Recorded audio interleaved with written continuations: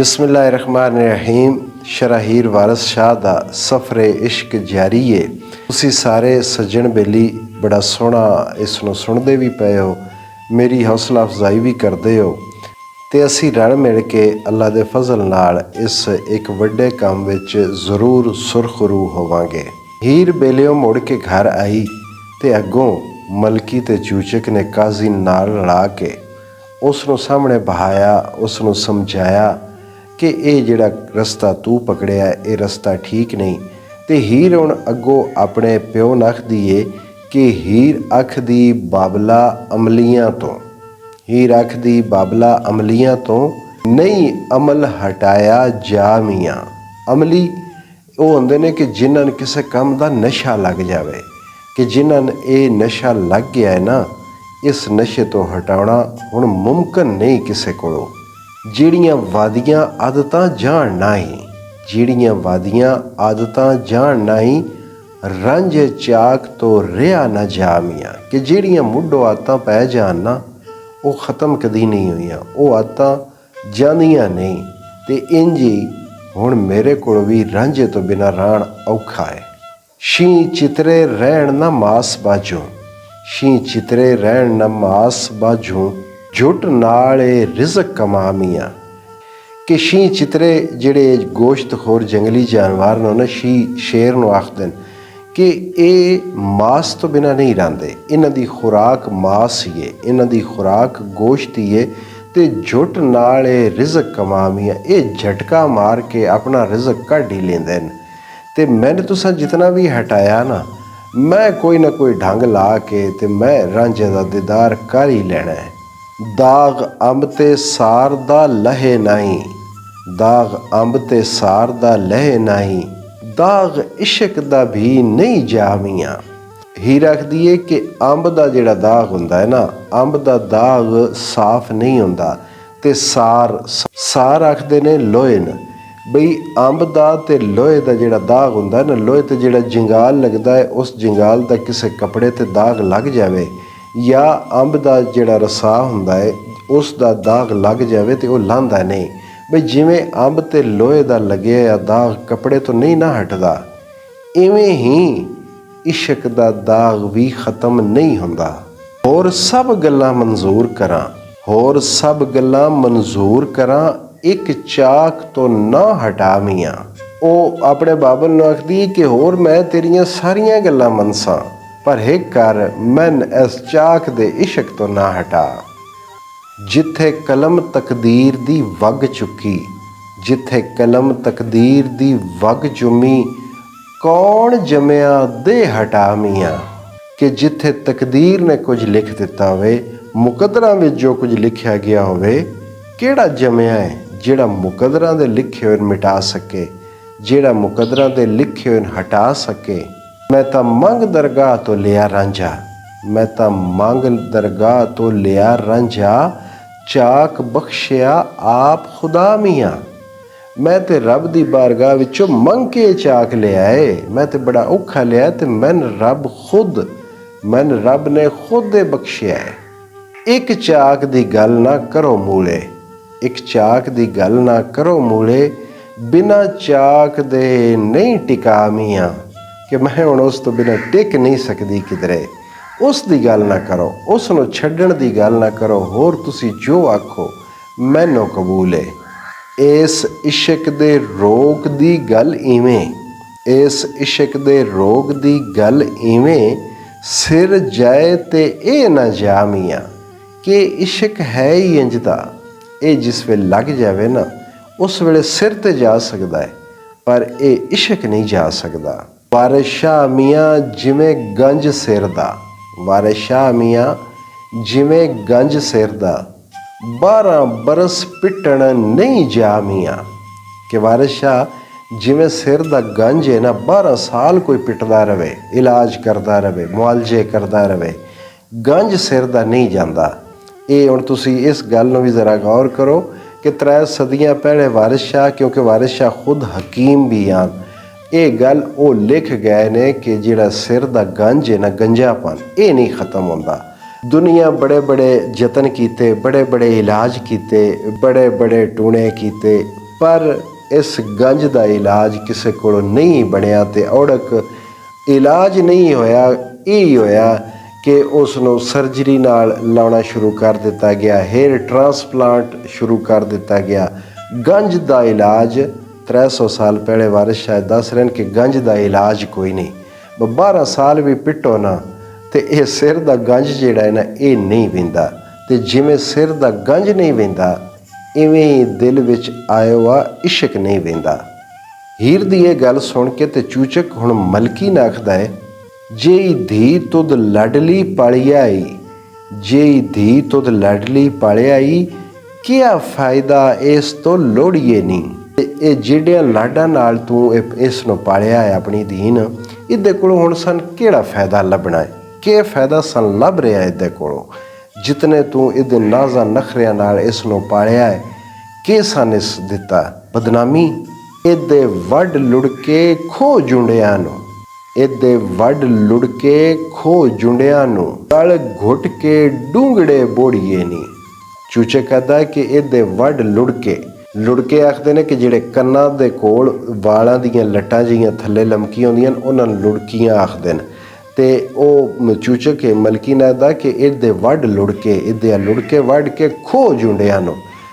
ਜੁੰਡੇ ਵਾਲ ਜਿਹੜੇ ਜੂੜੇ ਬਣਾਏ ਹੈ ਕਿ ਇਹਦਿਆਂ ਜੂੜਿਆਂ ਨੇ ਇਹਦਿਆਂ ਵਾਲਾਂ ਨੂੰ ਖੋਹ ਲੈ। ਉਹ ਹੁਣ ਗੁੱਸੇ ਵਿੱਚ ਆਖ ਰਿਹਾ ਕਿ ਇਹਦੇ ਲੁੜ ਕੇ ਵੱਢ, ਇਹਦਿਆਂ ਜੁੰਡਿਆਂ ਨੂੰ ਖੋ ਕੇ ਤੇ ਇਹਦਾ ਗਲ ਘੁੱਟ ਕੇ, ਇਹਦੇ ਗਲ ਨੂੰ ਘੋਟੂ ਦੇ ਕੇ ਤੇ ਕਿਸੇ ਡੁਗੜੀ ਜਾਈ ਤੇ ਇਸ ਨੂੰ ਬੋੜ ਛੱਡੀਏ, ਇਹਨੂੰ ਡੋਬ ਦਈਏ। ਇਸ ਸਨ ਬਦਨਾਮ ਕੀਤਾ ਹੈ। ਸੁੰਝੇ ਚਾਕ ਤੋਂ ਇਹ ਨਾ ਮੁੜੇ ਮੂਲੇ, ਸੁੰਝੇ ਚਾਕ ਤੋਂ ਇਹ ਨਾ ਮੁੜੇ ਮੋਲੇ, ਅਸੀਂ ਵਰਜੀਏ ਤੇ ਨਿਤ ਮੋੜੀਏ ਨਹੀਂ। ਇਸ ਉਤਰੇ ਚਾਕ ਤੋਂ ਇਹ ਪਿੱਛੇ ਨਹੀਂ ਹਟਦੀ। ਅਸੀਂ ਰੋਜ਼ ਇਹਨੂੰ ਮਨਾ ਕਰਦੇ ਹਾਂ, ਰੋਜ਼ ਇਸ ਨੂੰ ਅਸੀਂ ਮੋੜਦੇ ਹਾਂ। ਉਹਦੇ ਜੀਵ ਤੇ ਇੱਕ ਨਾ ਆਉਂਦੀ ਏ, ਉਹਦੇ ਜੀਵ ਤੇ ਇੱਕ ਨਾ ਆਉਂਦੀ ਏ, ਭਾਵੇਂ ਲੱਖ ਨਸੀਹਤਾਂ ਲੋੜੀਏ ਨਹੀਂ। ਬਈ ਅਸੀਂ ਲੱਖ ਇਸ ਨੂੰ ਸਮਝਾਉਂਦੇ ਰਹੀਏ, ਲੱਖ ਨਸੀਹਤਾਂ ਕਰੀਏ, ਇਸ ਨੂੰ ਹਿੱਕ ਵੀ ਦੇ ਦਿਲ ਵਿੱਚ ਨਹੀਂ ਵੜਦੀ ਗੱਲ। ਸਾਡੀ ਗੱਲ ਤੇ ਹਿੱਕ ਵੀ ਦੇ ਦਿਲ ਵਿੱਚ ਨਹੀਂ ਵੜਦੀ। ਇਹਦਾ ਦਾਤਰੀ ਨਾਲ ਚ ਢਿੱਡ ਪਾੜੋ, ਇਹਦਾ ਦਾਤਰੀ ਨਾਲ ਚ ਢਿੱਡ ਪਾੜੋ, ਸੂਏ ਅੱਖੀਆਂ ਦੇ ਵਿੱਚ ਪੋੜੀਏ ਨਹੀਂ। ਕਿ ਦਾਤਰੀ ਲੈ ਕੇ ਇਹਦਾ ਢਿੱਡ ਚੀਰੋ, ਇਹਦੀਆਂ ਅੱਖਾਂ ਵਿੱਚ ਸੂਏ ਮਾਰੋ। ਸਿਰ ਭਨਸੂ ਨਾਲ ਮਧਾਣੀਆਂ ਦੇ, ਸਿਰ ਭਨਸੂ ਨਾਲ ਮਧਾਣੀਆਂ ਦੇ, ਡੂਈ ਨਾਲ ਗੜੇਥਣੀ ਤੋੜੀਏ ਨਹੀਂ। ਕਿ ਮਧਾਣੀ ਲੈ ਕੇ ਇਹਦਾ ਸਿਰ ਪਾੜ ਛੱਡ। ਅਤੇ ਗੜੇਥਣੀ ਇੱਕ ਲੱਕੜੀ ਨਾਲ ਚਕੋਰ ਜਗ੍ਹਾ ਬਣੀ ਹੁੰਦੀ ਹੈ ਕਿ ਜਿਹਦੇ ਉੱਤੇ ਘੜਾ ਰੱਖੀਦਾ ਹੈ।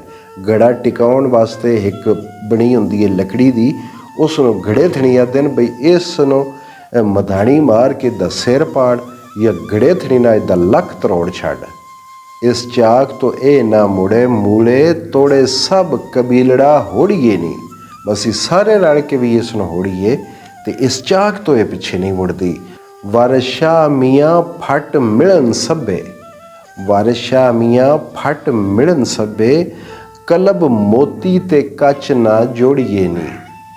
ਕਿ ਵਾਰਿਸ ਸ਼ਾਹ ਕੋਈ ਵੀ ਫੱਟ ਹੈ ਨਾ ਉਹ ਇੱਕ ਦਿਨ ਮਿਲ ਹੀ ਜਾਂਦਾ। ਕੋਈ ਵੀ ਜ਼ਖਮ, ਕੋਈ ਵੀ ਸ਼ੈ ਟੁੱਟੀ ਹੋਈ ਉਹ ਜੁੜ ਸਕਦੀ ਹੈ, ਪਰ ਤਰੇ ਸ਼ੈ ਜਿਹੜੀਆਂ ਨਾ ਇਹ ਨਹੀਂ ਜੁੜਦੀਆਂ। ਜੇ ਜੁੜ ਵੀ ਜਾਣ ਤਾਂ ਇਹਨਾਂ ਵਿੱਚ ਐਬ ਜਾਂ ਉਸ ਟੁੱਟਣੇ ਦਾ ਨਿਸ਼ਾਨ ਜ਼ਰੂਰ ਰਹਿੰਦਾ ਹੈ ਕਿ ਕਲਬ ਕੱਚ ਮੋਤੀ, ਦਿਲ ਮੋਤੀ ਅਤੇ ਕੱਚ ਯਾਨੀ ਸ਼ੀਸ਼ਾ, ਇਹ ਇੱਕ ਵਾਰੀ ਟੁੱਟ ਜਾਣ ਨਾ ਫਿਰ ਇਹ ਨਹੀਂ ਜੁੜਦੇ।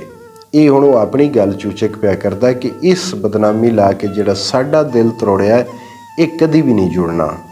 ਅੱਗੋਂ ਫਿਰ ਚੂਚਕ ਉਸ ਨੂੰ ਆਖਦਾ ਹੈ ਕਿ ਚੂਚਕ ਆਖਦਾ ਮਲਕੀਏ ਜਮਦੜੀ ਨੂੰ, ਚੂਚਕ ਆਖਦਾ ਮਲਕੀਏ ਜਮਦੜੀ ਨੂੰ, ਗਲ ਘੁੱਟ ਕੇ ਫਾ ਨਾ ਮਾਰੇ ਹੋਈ।